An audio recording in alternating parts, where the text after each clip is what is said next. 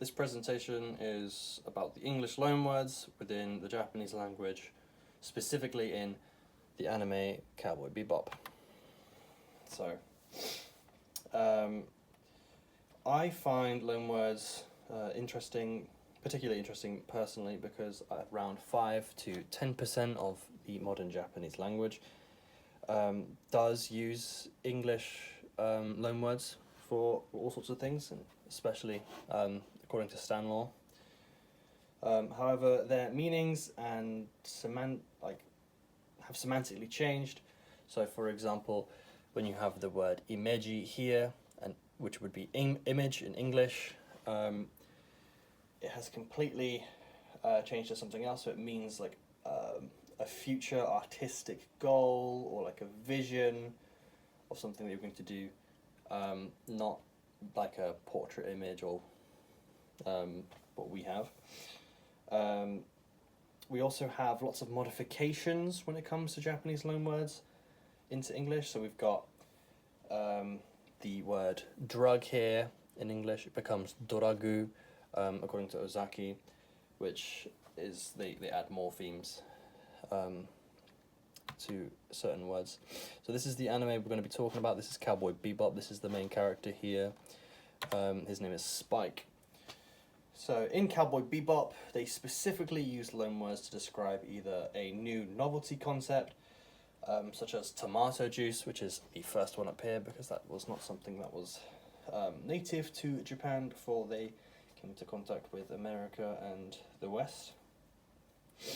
But it's not just that, it's also names of characters. So the main character, his name is Spike, which is Spaiku in Japanese.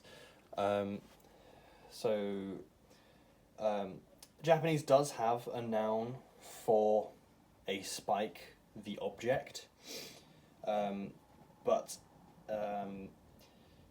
there has been, because of the influx of English into the Japanese language, it is also common for people now to use spaiku, and it's also a name. It's in popular media all around. So the show itself is set in 2075. It is a space western. It is set on Mars, and the main character and his friends are bounty hunters, but in the show they are referred to as cowboys. And this is the term cowboy is a novelty concept, and because it's a western as well, it makes sense.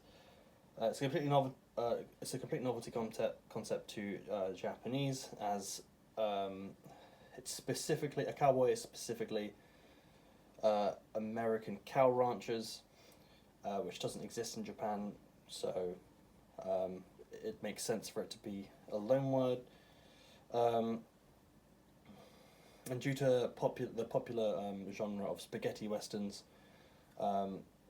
these cowboys have been portrayed in the media as bounty hunters, like I previously said, criminals, heroes, and villains.